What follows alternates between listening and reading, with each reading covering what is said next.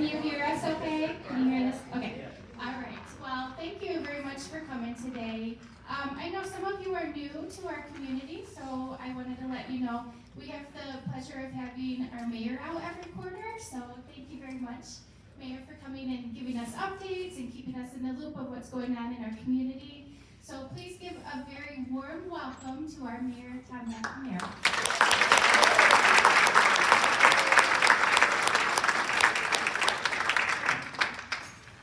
So good morning, everyone. All right, good morning, everyone. I think the initial applause was just because for the first time I'm on time, so I appreciate it. So, if you are new, welcome.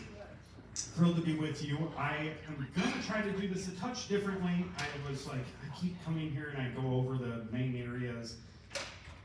And I thought what would be somewhat interesting, a little bit selfish, I needed to go back and look as well.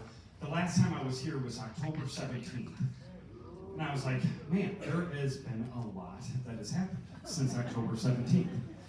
I was like, well, what all has happened since October 17th? And so where else did I go? I went to Facebook and I went through every single post that the city of Rockford has made, and I took out different pieces that I thought were of interest. And so I'm going to try to roll through as many of those. This will not be as, usually I block it into infrastructure, economic development. This will not be that. You may see it jump all over the place, but I thought this may be a good idea to kind of get us into the mode of all that has transpired. And then as always, while I'm talking, just shout out questions, whatever you would like. Want to make sure that everyone has their questions answered.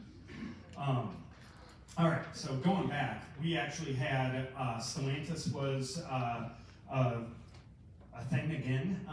And so what we have heard, just give me a quick update on that. Back then, it was actually October 17th, I think we posted about it. We saw that they were gonna invest $600 million and have between 1,500 and 3,300 jobs. And that the first truck would roll off in 2027. That is the same official statement that they are putting out now. I will just tell you, in talking to state officials, they are believing it would be late 2027 that truck would roll off. I don't know, they never stated previously, so the only thing I guess I would add is, if they're telling me late 2027, and the state says that means I should prepare for 2028. But that is still on track, still an investment being made. Yeah. I'm at 100%. Can you talk a little louder? Yes, I can. All right, so, other thing, and we have talked a lot about this here. We've talked about how not everyone in Rockford, except for you guys, follow the rules of the road. And so I wanted to make you aware, our city council approved our staff to purchase new software, which I think will be very beneficial to us. And so with this new software, we are able to actually track the speeds, not your individual speeds, but the overall speeds on every single road in the city of Rockford. This will serve us well in a couple of areas. One, from an infrastructure standpoint, and two, from an enforcement standpoint. One, it'll allow us to allocate our resources where we are seeing the highest amounts of speed. It'll also, it's almost real time. It's about a 24-hour delay so that we can get that information. It'll also show us that if we're setting up detours, are people just now flying through different neighborhoods, and that we could adjust those detours. It would also allow us to adjust if we were going to reconstruct a road. Do we need to narrow lanes so that people are driving slower? So it will help us from an infrastructure standpoint as well as a resource allocation standpoint. Not in that post was, now I can tell you, we have been working really hard. When I became mayor, we increased what we call our police department's authorized force. That is the number of officers that we have budgeted for. So we increased it to over 300, which puts us, I mean, it will be the highest force we've had in probably, well, about 25 years. And so we have not reached that authorized force. Obviously, lots of things, we were getting close to reaching it in 2019, and then lots of things took place in 2020. Departments across the country, we're seeing not as many people go into the police department and many people retiring from it. So we've been building back to that point. This year, we will reach that authorized force, and we are really hovering around it now. I'll be honest, you never stay at that authorized force because you're constantly having people retire. So we are really hovering right around it. I believe our authorized force is 302. We are now in the mid 290s. So we are really hovering right around it right now. But this year we will reach it. More than likely, 2 weeks later, someone will retire and we'll be right below it. But that'll help with that resource allocation, and also having that authorized force allows us to continue and to put even more emphasis on special units like a traffic unit. So instead of having just 2 details out there, now we'd be able to have a 3rd detail out there to do traffic. I will also tell you, and I think I have the numbers with me, that we've recently put out. I do. This is why I carry all this. Just as an example, we have been increasing our traffic citations. In 2023, we had 8,802 traffic citations. This year, in 2025, we had 11,302. So, truthfully, we should probably be in that 12,000 to 14,000 if we were out there with full force doing what we should be doing and making sure people who are speeding and running stop signs and red lights are getting what they want. Are with these, the computer program with the statistics, are you able to analyze the possibility of raising some speed limits? Like on North Main Street, it's 30, nobody goes 30. Right. Well, of course I do. Including the mayor. He admitted it before. Okay, all right. I didn't even take North Main here. Yes, so it will be for that, and also it will be looking, I mean, some could go up and some could go down. Absolutely. So, I mean, it's really a neat software. We're one of the few communities in the state that now have it. It will be helpful on that enforcement infrastructure and also looking at speed limits. Absolutely. All right, a couple of other things. We got a lot going on. Rockford Promise. We posted about Rockford Promise. Now their applications have closed. Really quick. Rockford Promise. 2 different programs that we help fund. Live in Rockford, go to Rockford Public Schools, get a 3.0. You get to go to NIU tuition free. That's one program. Live in Rockford, go to Rockford Public or private schools and are income qualified and earn a 3.0. You can go to NIU or Rockford University. So we just got the numbers because I like to pester people, and I will tell you the exact numbers. I don't want to mistake it because I really enjoyed seeing it. So last year we had 406 applicants. Okay. This year we have 596 applicants. We had that's not public yet. But what is really great, last year we only had 1 from the private schools. This year we're at 6, so that is increasing as well. So we are seeing more people apply. And right now we have about 450 of our students on NIU and Rockford University's campus. Our students are doing still incredibly well. Every one of our students has a mentor. And our students are averaging a 3.25 GPA, which is above the general admissions at NIU. They're exceeding national standards on completion rate, and it's going really well. What we are working on right now is, hey, it's great that you're going to college. Now we want you back. And so we have internship programs that we are partnering with the Workforce Connection. We are partnering with the Greater Rockford Chamber of Commerce, which just actually put out a brand new site on their website, a brand new page on their website for internships. We are also meeting individually with larger businesses that have lots of internships, saying, hey, would you give Rockford Promise students kind of the first shot? Like if 2 students are equal, take the one from Rockford Promise, because there's lots of studies out there that where you go to college and where you have your first internship often is where you stay. And so we want to do everything that we can to make sure that not only are we getting more people to move to Rockford, but we're getting those young, talented kids who have that degree to stay here in Rockford.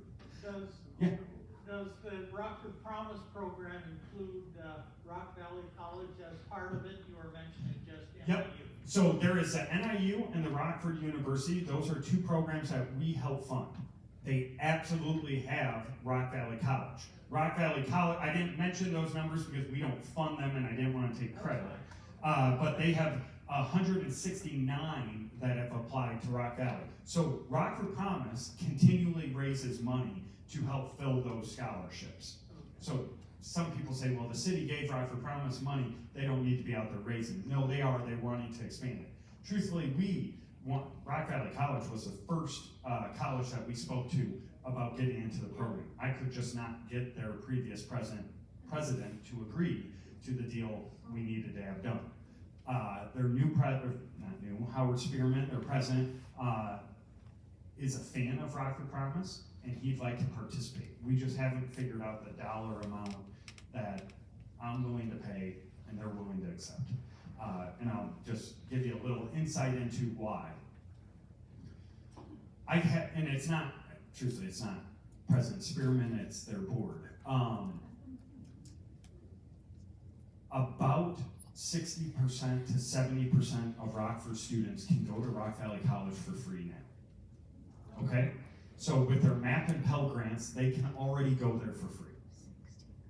What I have yet to convince their board of, I'm not going to pay them for 100% of the students to go to Rock Valley College for free when you're already getting the money from the state and federal government. So I'm saying, of the 30% that is having to pay, let me cover them. They haven't quite figured that out yet, but I'm working on it. Couple of other things, lots of other things. We are doing a number of different programs to help small businesses in key corridors throughout our community, where we are doing 50-50 matches. So if a small business wanted to put 50-50 matches up to $25,000. If a small business wanted to put 20,000 into it, let's say, I'm picking on, let's say Panino's on North Main, they said, hey, we want to do a revamp, we want to put 20,000 into our business, we would match them 20,000. All the way up to 25,000. We also have in some of our corridors a 75% match. So let's say you're a small business that wants to go into a storefront on Broadway or on West State Street. If you put $10,000 into it, we'll put $30,000 into it. So we are trying to get those folks to really invest in key corridors throughout our community. Wall Street Journal in this time has ranked us number 2 in housing. Also, since we met, Zillow had ranked us number 1 in housing, and I'll get to housing in a minute. I will also mention, I don't know why I wrote this down, but Cahoots is a brand new business going in downtown. It is going to be a family-friendly business that'll have tons of games for kids to play, from indoor mini putting, you name it, right downtown across from the brew house. It is in what many call it the old Coke building downtown, but a huge investment by the family down there. Also, I touched on this last time, but Rockford Break, actually, that did come through. I was telling you it may come through. So we had Gun Night that closed in March of 2025.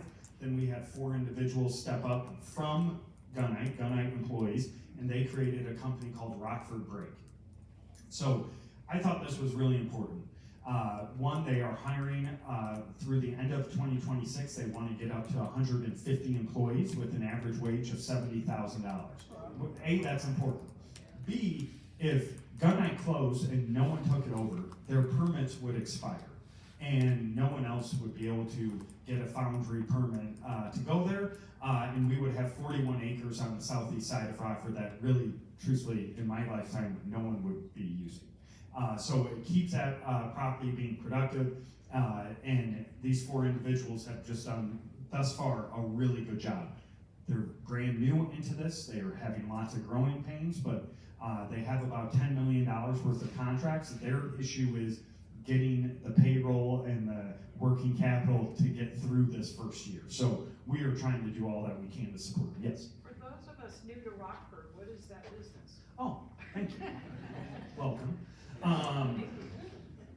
So Gunite is a foundry in southeast Rockford that was there, I believe, for about 123 years. They made brake drums for buses, for semis, you name it. They made a lot of other things, but that's probably the thing they're most well known for. Rockford Brake is literally the exact same business. That business, and I'm no expert in it, but it seems to be held by just a few large corporations in the United States. I believe there's only 3 or 4 that do exactly what Rockford Brake now does.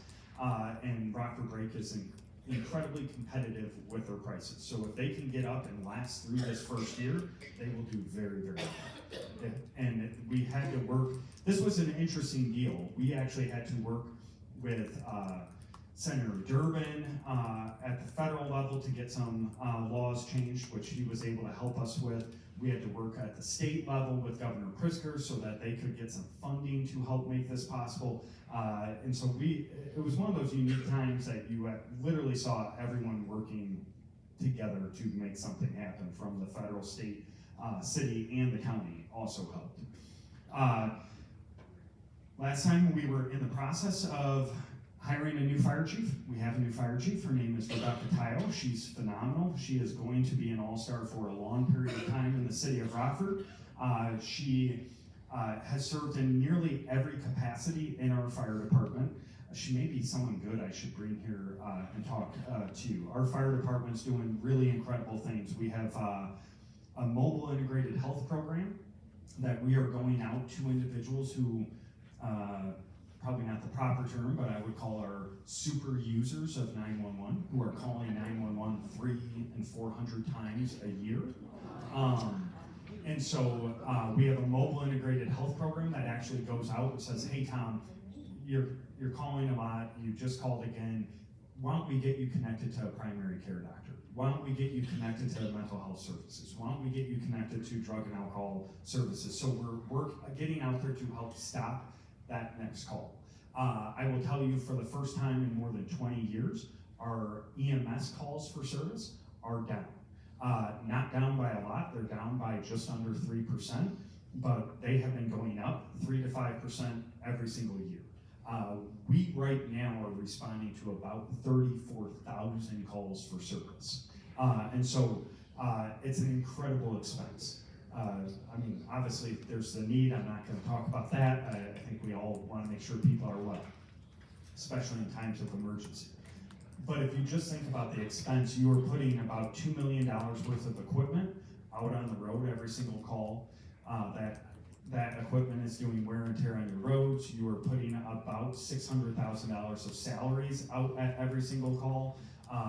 You are having, workers' compensation issues, liability issues every time those calls. It's about $2,000 every single call our team goes on.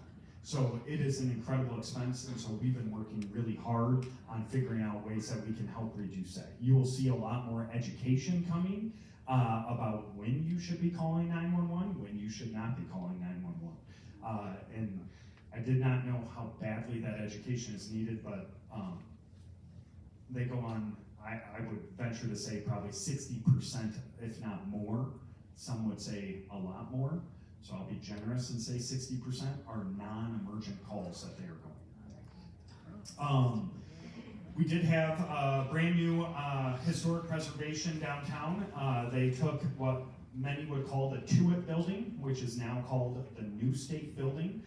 There's 35 new apartments in that building. There's a grocery store now on the first floor of that building. We were able to secure a state grant. And so now, again, you're able to get fresh produce down there. If you have not seen the store, it really looks beautiful. There's a pharmacy there. The Patel family are doing really remarkable work in that location. Fairgrounds, Rockford Housing Authority property has now been demolished. They are now working through the federal government to find out what they are allowed to do next with that property, but that took about 3 years because the federal government moved so quickly to allow us to demolish that property. All of those residents have now been housed, and were housed obviously before the demolition of it. Thank goodness, I should have mentioned that. But all of them were housed, or rehoused, I should say, and so they've been really moving through that, and I think that is a big plus for that area. If you had been to Fairgrounds anytime recently, you know no one should have had to live in those conditions. We at the city got, for our 3rd year in a row, a perfect score on our Municipal Equality Index.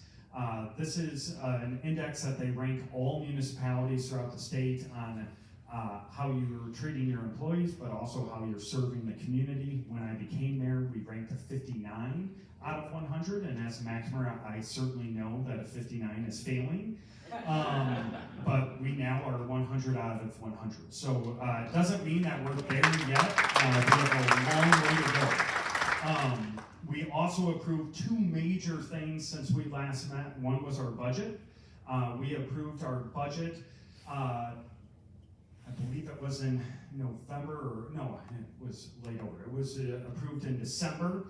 That budget for my 9th year in a row does not increase property taxes. That budget fully funds the work that we're doing in our neighborhoods, fully funds our public safety initiatives and our staffing levels.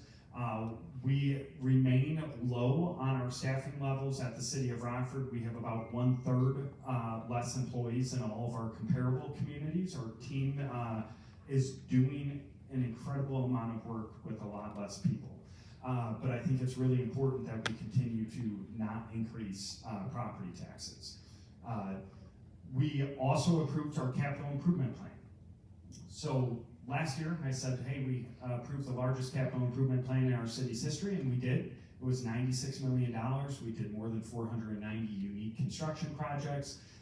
We did roads like South Mulford, portions of Alpine, portions of Spring Creek, portions of West Riverside Boulevard. We started 11th Street, did about $7 million in neighborhoods. This year, you will see projects like 11th Street Phase 1 completed, Phase 2 of 11th Street started and completed. You will see Auburn Phase 1 completed. That'll go from Latham, so pretty much the roundabout, all the way to Central. Both 11th Street and Auburn will have a multi-use path, new lighting, new water main. We'll replace the more than 400 lead service lines along Auburn Street at our cost, not at the businesses or residents' cost. New sidewalks, so now, as I'm sure all of you have ridden down Auburn Street during the winter, or a big goal of mine is I don't want to have to see people walking in the street because the snow has covered the sidewalks with our plows and then turned it to ice. You will see portions of Newburgh done. You will see the 15th Avenue Bridge totally reconstructed. This is a big deal. Our team has done an incredible job getting state and federal grants. And 1, they're excellent, but 2, we get that because you all approved the 1% infrastructure tax. So all of these grants, most of them say the local government needs to match funds. And so typically it's, the state will say, hey, we'll cover 80% if you cover 20%. That 1% allows us to have the funding to cover that 20%. It puts us in such a better position than so many other cities. It is so critical. Literally, if the mayor is on the ballot and that 1% is on the ballot, 1% is more important. If you think about this, we generate approximately $20 million a year with that 1%. About 30%, if not more, is covered from people who don't live in Rockford. That $20 million a year in our 5-year capital improvement plan equates to about $100 million. This year's capital improvement plan is $385 million. We are able to get state and federal money of $285 million to match that.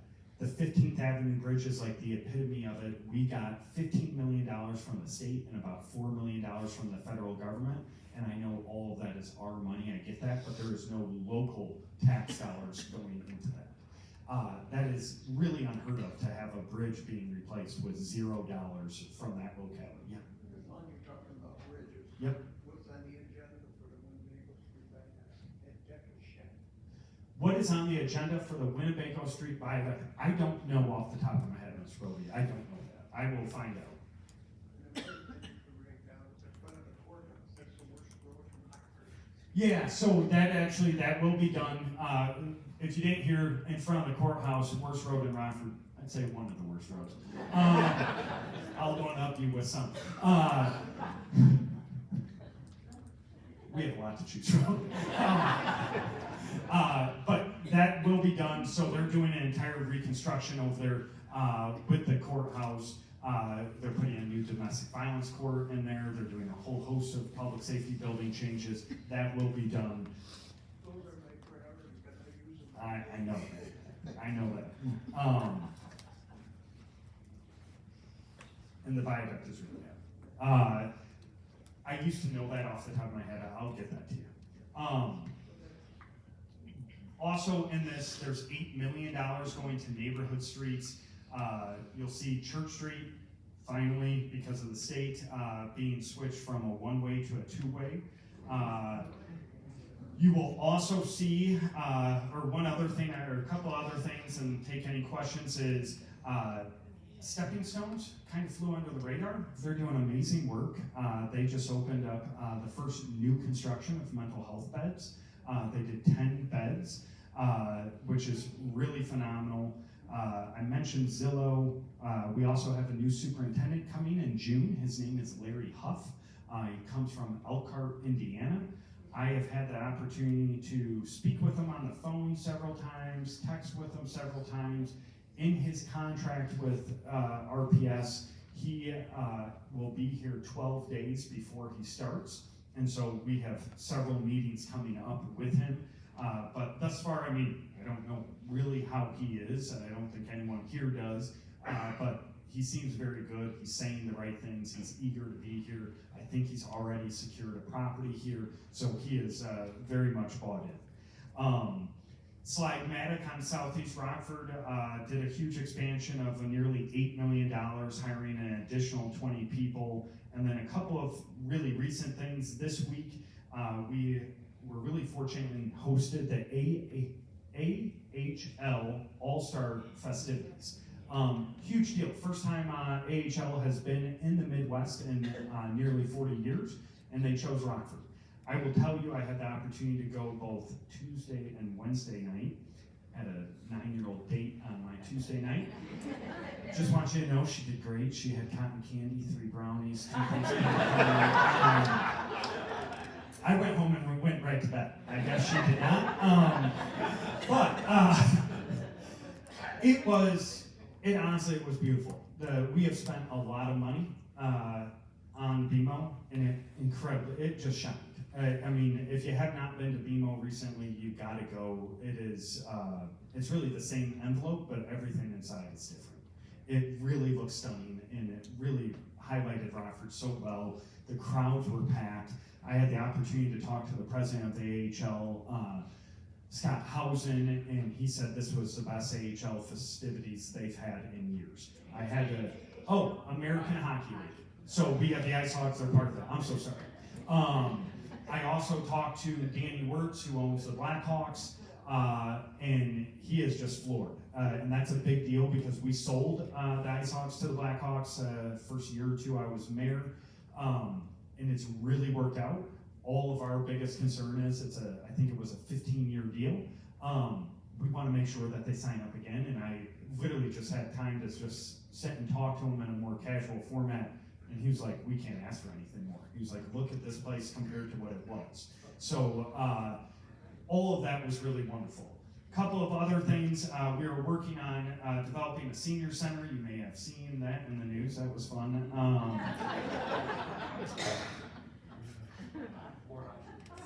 Some frustration and some other things. I will be upfront with you. I was incredibly frustrated with the timing of what Northern Illinois Area Agency on Aging did. So we had a deal that they would go in and they had the senior center. They're looking to move their offices, number one. And when they said they were gonna move their offices, I was like, well, I'll help fund a senior center because I know folks want it. And we had this deal, went through an incredibly painful city council process to get it. And the next morning, they're like, I think we're gonna look at some other locations. I'm like, well, that's not usually how we operate, but okay. Really frustrating. On the other side, I also understand. They're an organization, they gotta do what's good for them and what's sustainable for them. So I get that. Also, our residents really want a senior center. And so I want you to know we're still working with them, and we will have a senior center.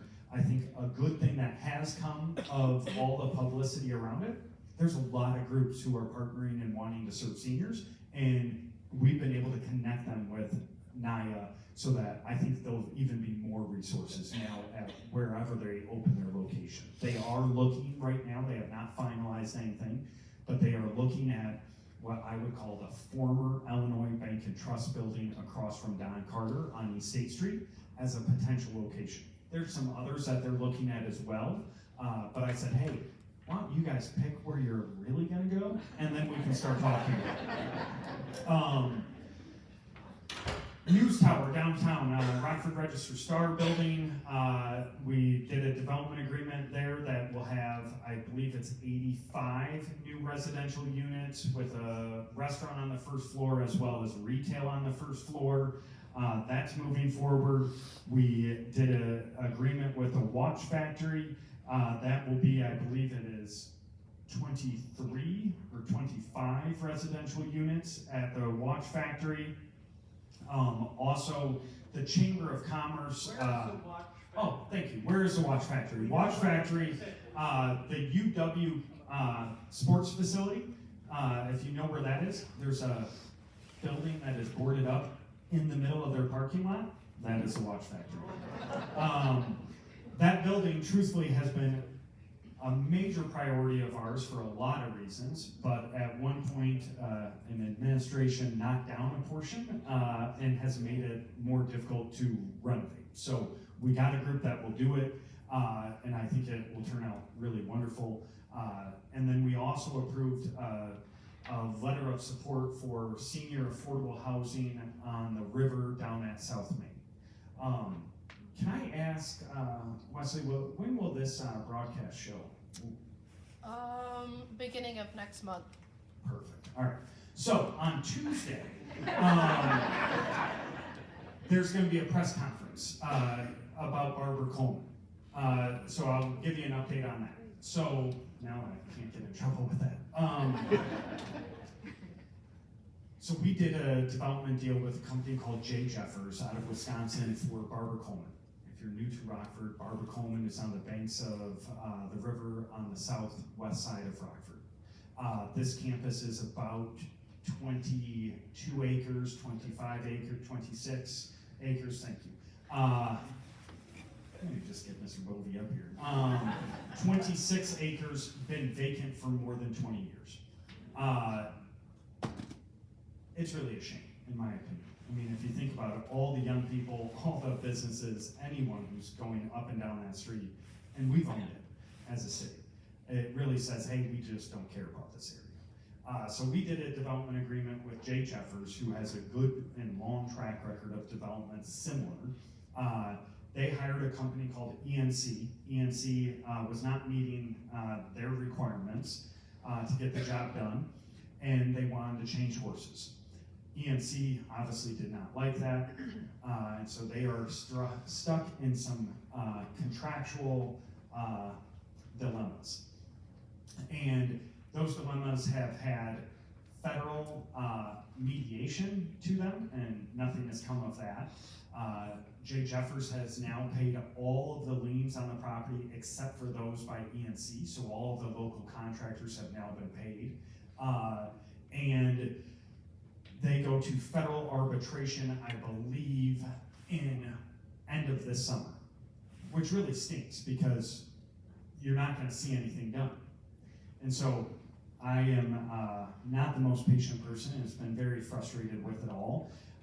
And we have been working with the building trades, with their new local contractor, Greenland Johnson, and with Jay Jeffers. On Tuesday, you will hear an announcement that they are going to move forward with Phase 1B, which is the remainder of the historic buildings down at Barber Coleman campus. They will start that this summer while that other portion is going through their arbitration. So it's going to be a huge win that we're going to see movement this summer. On the one part is a big win. Second part is I've heard all these crazy rumors that, Jay Jeffers is backing out and they're leaving. They are not. They are more committed to that project now than they've ever been. They have spent a lot of money. We have spent a lot of money. One thing that I lose sleep about a lot of things taking place today. That one I am not losing sleep over. I am very excited. I think it'll be a big announcement on Tuesday. Last thing, just because it was in the news, I will talk about it, is, hello, how are you? There has been some discussion about a McDonald's at Westgate and Springfield.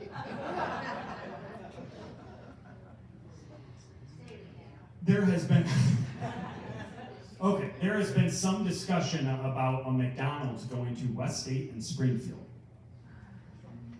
What do you say? What's wrong with that? Nothing wrong with it. Thrilled that McDonald's wants to go to Westgate and Springfield. Not thrilled that I have some aldermen who want to pay $200,000 for a McDonald's to go to Westgate and Springfield. We do not pay to have fast food restaurants. We have never paid to have fast food restaurants. McDonald's is not an economic driver. It's not like, oh, McDonald's is there, let's all now put our businesses over there. Again, I am fine with them moving there. I think that's great. We actually had a TIF agreement on the DeVita site, which they're going to, which also has some funniness and humor. You can go pick up your Big Mac and go to DeVita. But there was a TIF there. That's fine. I don't believe we need to give cash to the developer or McDonald's to come. If McDonald's doesn't want to pay what First Midwest Group wants to get for that property, I don't think we should be the ones bailing them out, and vice versa. So I do believe that McDonald's is coming regardless. They've went through the permit process. They've actually paid their permit fees. I will also tell you there are ways that they could pull out. I'm not going to lose sleep about it. I just genuinely don't believe we need to be putting our tax dollars towards McDonald's or First Midwest Group to get that. I will say, and I'll come right to you, there are a lot of things that we should be putting our tax dollars towards to help small businesses and local businesses along West State Street.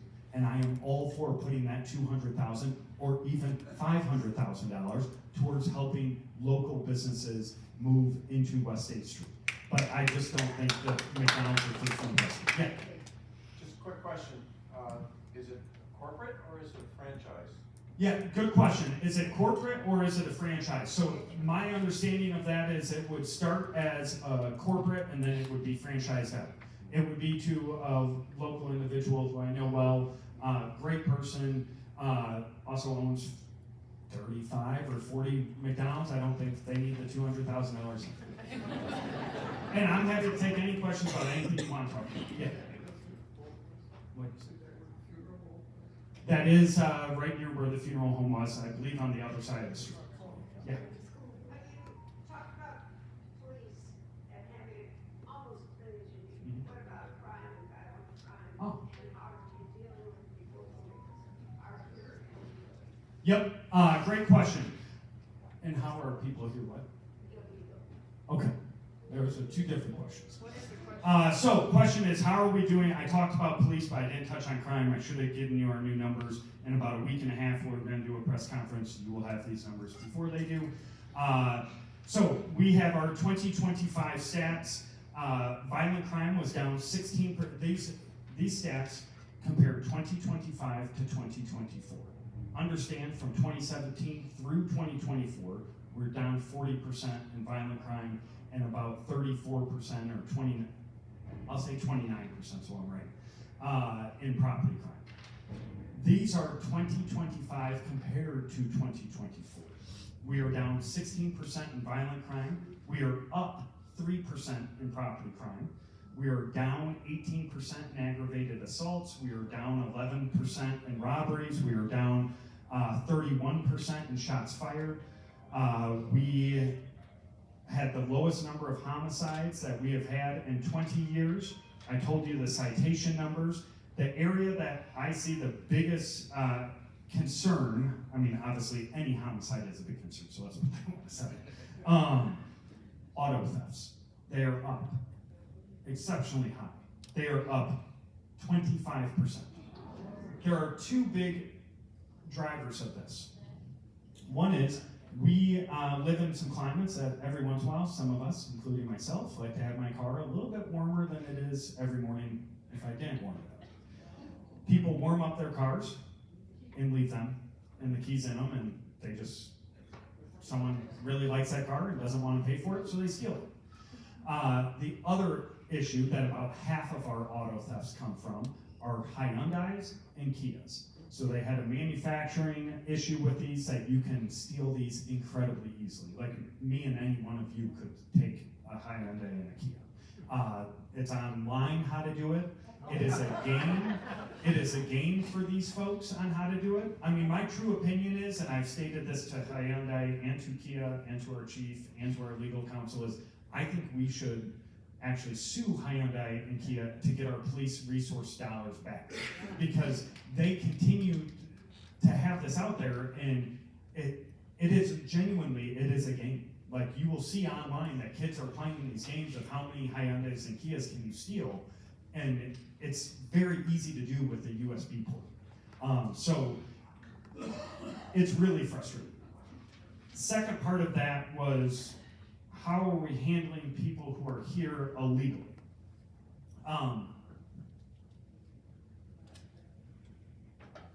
One, I can tell you, we would live in an incredibly safe place if I only had to worry about crime from people who are here undocumented.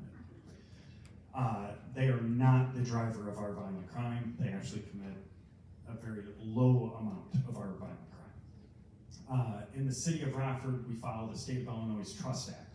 The Trust Act, among other things, says that we will not pretty much do the federal government's job, ICE's job. We will not participate in raids. Those are civil violations. If you cross a border without the proper documentation illegally, that is a civil violation, not a criminal act.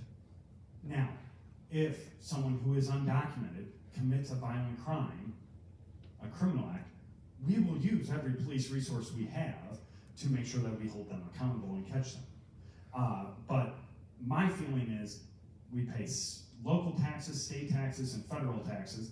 The federal government, by the way, has now, I think ICE has the third largest budget. They don't need our tax dollars going towards their work. So we do not participate in those raids. We will not participate in any of their civil violations. We will participate if they have a warrant for a criminal act. That is what we are doing here locally. Any other questions? Yes. What is the person? Give me 1 second. I'm going back here and I'll come back up. Yeah.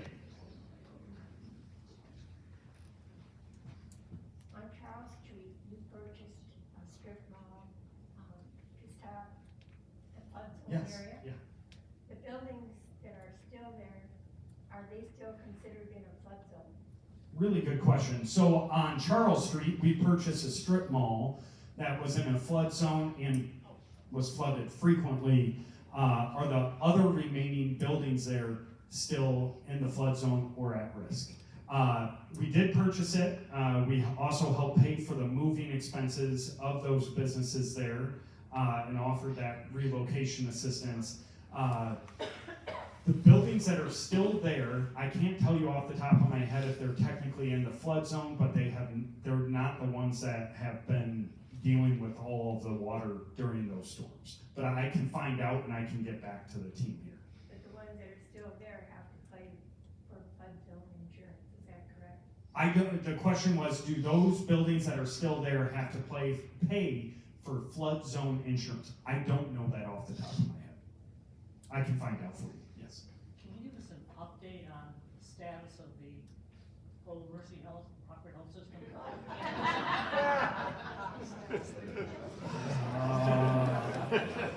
All right, can I give a status on Mercy campus on Rockford?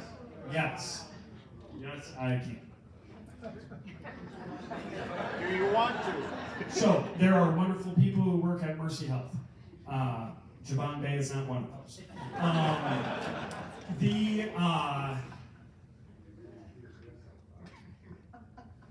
It's maddening. So Javon Bay did give and officially transferred. They had all the news about it, but it took about a month and a half later. It actually now has transferred ownership. They provided ownership to Pastor Melvin Brown and First Lady Sheila Brown of Kingdom Authority something church.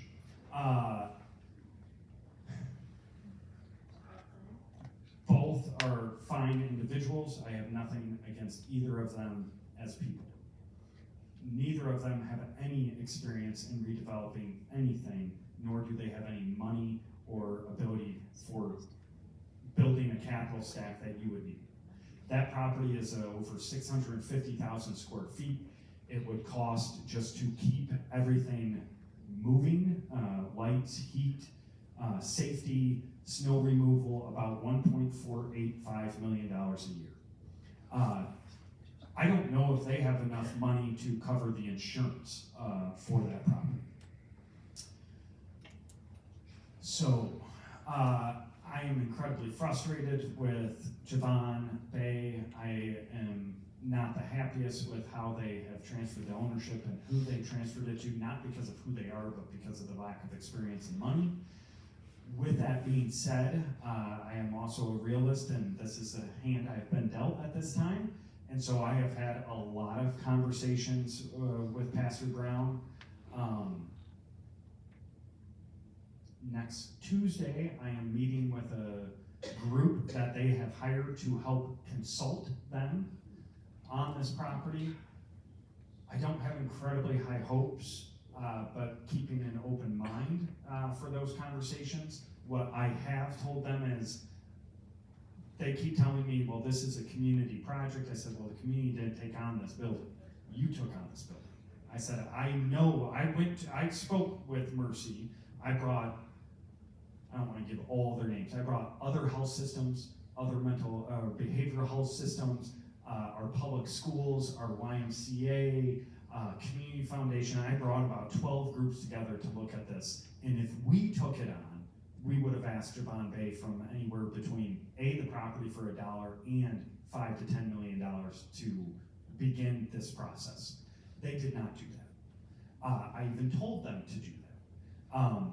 I don't think it's on the taxpayers to pay their heating, their insurance, those basic things. If they have a project that is viable, yes, I will be there, and I want that property is important to our entire community. It's critical to the west side. We have to be there to make sure it's a strong and productive property. But we will not fund the entire thing. I will say I'm still having conversations with groups. I literally just this week called Pastor Brown and said, I have a group who has an affiliation with one of our health systems that wants to bring behavioral health to that area. And they want that entire campus. He told me he is willing to have a conversation with them. I will find out. That is the status right now. I know that they had a pipe burst in there. I believe they've had that cleaned up. We're sending our code enforcement and fire team in there. Really, we're only going in just to make sure that, not to be punitive, but we have to make sure that they still have their fire suppression systems working with that water pipe breaking. Just because if they don't, it's going to cause us to react differently if there's a fire there. I don't have a lot of good information for you today. I'll come right here and then. Yeah. What happens if Pastor Brown declares bankruptcy? What happens to that property? What happens to the property if Pastor Brown declares bankruptcy? I do not know.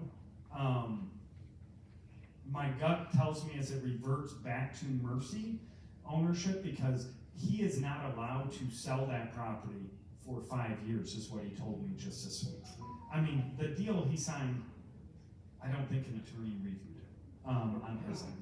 And my gut tells me since he won't be able to sell it, and they have an ability to lease, I think, 26 or 28,000 square feet for their certificate of need process that they went through, I think it would revert back to their ownership, is my guess. Maybe the new senior center could go with the Rockford Clinic building, Maybe. 2300 North. Maybe the new senior center could go over to that building. Yes. Yeah, just a smaller building. You're correct. Yes. Under the school street deal, the 8 acre house. Yes. I do. That building, did they tear it down? There was a school street deal that they gave property to a reverend. I believe we actually ended up having to demolish that more recently. You never, And- it's gonna be worse because it's twice as big. Honestly, my big fear is whoever she is that comes after me, it'll be their Barbara Coleman. So we're trying to do everything we can not to have that happen. Recently, they talked about the poverty level in Rockford being 21%, being twice what the rest of the state is. I guess why? And what are we doing to help that? Yeah, great question.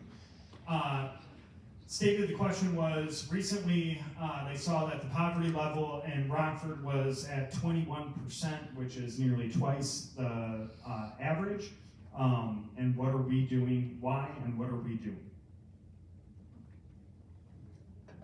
So a lot of different things. I think people could debate why. I mean, I think some of it is when manufacturing jobs left and educational attainment levels declined. I think those play large portions of it, but I'm sure there's a myriad of other reasons. So we are trying to do a whole host of different things. One is, truthfully, it's Rockford Promise, and making sure that we increase our educational attainment levels. About 21% of our population has a college degree. If you look at like Cincinnati, Ohio, I think it's 47%. If you look at Elgin, it's over 70%. So we need to increase our educational attainment levels. Also, we need to create other pathways for our, oh my God, sorry. We need to increase other pathways for new opportunities. And a big one, I believe, is getting folks into the trades. And so we have partnered with Workforce Connection, and they're doing a lot of different work about creating pathways for young people to get into the trades and get livable wage jobs. We have a couple of pathways at the city. One big one is the concrete program that we run.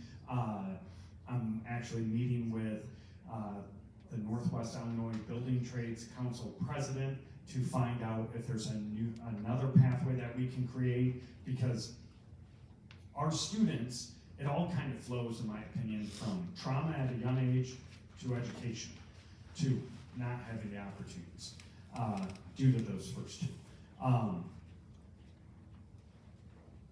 If you go to, let's say, the IBEW, the electrical union here locally, there will be 700 or 800 people who apply to be an IBEW member. Within about 5 years, you are making almost $100,000. It's a fantastic living. If you look across the nation, IBEW's electrical unions are going to be blowing up. If you like data centers or not, if you like all that's taking place, they are going to be the type of employee in need the most. One of the ones in need the most. An issue we are having is that they have a test that you have to take. That test includes a lot of different facets, but a big piece is math. Our Rockford Public School students are not passing that math test. If you talk to Alan Golden, the head of the union, he will tell you this is, he thinks, an 8th grade or freshman year math test. So, I don't run Rockford Public Schools. I would say that area that I would like to work with him on to help create that pathway is I would like to pay for a tutor. And I would like to have that tutor work with young people before they take that test, so that there is a clear path for it. That's just one example. We also have a great group called Bridges Bridges to Prosperity. And that group is working with low-income individuals so that they can have more education around their financials, around taking care of their own health, and helping them get on a path with their careers. I can get some information to Wesley Willows about Bridges to Prosperity, and that may be another speaker you should have. Her name's Mary Cassiope. She has been really phenomenal. She started working primarily with faith communities, and then now has branched and I would say equally working with nonprofits and faith communities. She has an amazing program with great outcomes that we are helping fund. There are, if you want to be in another path out of poverty, is entrepreneurship. So we have an entire program through Think Big for women and minorities for entrepreneurship. So we are trying to take different areas and fund those areas that have proven track records of helping people get up and out of the poverty. Another last big one I will say, can't really not talk about it, is housing. We have an incredible number of people in Rockford who are spending more than 30% of their income on their housing. There's some great things taking place with our housing, and there's some really troubling things. One, I think it's fantastic that our property values are starting to actually rise, and I think they need to go even higher. But we did a study at the city of Rockford this past year, and we need, with all the economic development coming to our area, we need 6,000 to 9,000 residential units. We need to do it in two different areas. One is those dilapidated structures, residential structures, we need to get rehabbed and back into the market. But we also need to build new residential units. Our city, from about 2010 to 2019, the largest home builder in our community was Habitat for Humanity. No healthy community, I love Habitat. I mean, they're amazing. You should contribute time and energy to them. They're phenomenal. We partner with them. This is not a knock on them. But no healthy community has them as their largest home builder. If you look at the state of Illinois, I think we rank third to last in the states for building new homes. And we need new homes. Tens of thousands of new homes in the state. I know for a fact on the 18th of February, which I think is Tuesday-ish or Wednesday, I'm going to be in Springfield because the governor is giving a State of the State address and his budget address, and he is, in my opinion, I believe you will see some pretty radical things being put out there to preempt local government authority as it relates to housing, all in an effort to spur new construction. I will tell you last two things in the housing areas that are of deep concern and what we're trying to do. We have spent a lot of time listening to renters, listening to homeowners, listening to developers, and listening to home builders. And if you listen to developers and home builders, what we are seeing is now you can actually, 4 years ago, you built a 1,500, 1,700 square foot home, you would be losing money. Now you can make money, which is good. And that helps them want to be here. Problem that we're facing is the opportunity to make more money. They could go to Janesville and make even more money building that same home, because our values just are not high enough. So we are trying to incentivize those folks to build in Rockford. So we have a program that if you build a new residential unit, we'll rebate your taxes for 3 years, we'll waive your water connection fee, we'll waive your permit fees, and we'll waive your plan review fees. We're trying to do everything we can in layering different things. Also layering Rockford Promise. If it's an individual who's building a home, incentivizing them to build here as opposed to Loves Park, McChesney Park, Janesville, whatever it may be, to bridge that gap of cost of construction and what your home will be appraised at when it's finally built. It used to be about a $75,000 to $85,000 gap, we were being told. Now it is under $50,000, and that's because values are going up plus our incentives. But we still have to do more, and that's really the big issue with housing, which would also help the affordability, which would help the poverty levels. I know, we talked about plumbing, Yeah. school district and all that stuff, and I know our, statistics in terms of graduation rates and so on are not where they should be or want to be. But I know you're a city, and I know you personally are involved with Alignment Rockford. Would you just make a comment about, I think there's some very positive things going on that I've heard about Rockford Alignment and some of the collaborations going on to help the school district. Can you speak to that? Absolutely. So we have an organization, the question was about Alignment Rockford. We have an organization in the city of Rockford called Alignment Rockford, and they have a number of different kind of impetuses behind the organization. A big one is connecting education with, I would call, businesses. So you saw a lot of the pathways being created in our school system that connected these pathways so that a young person could go through high school and be more prepared for a job when they complete high school. These pathways have had some success. Some things that and I'll talk about anything you want me to, but some things that I have been very encouraged about is they are also renewing a focus on 0 to 5 and the care for our young people. Obviously, all the studies show you 0 to 5 is where we can make the greatest impact at the lowest cost on our young people. So now, a couple of their programs. One, they have, what is it called? Stations throughout the community that young kids can go and play and can read and things of that nature. That is great. They also, a big program that they're doing now is called Winning Start. Winning Start is a program that every single baby born in Rockford will now have a nurse that will come and visit them in their home.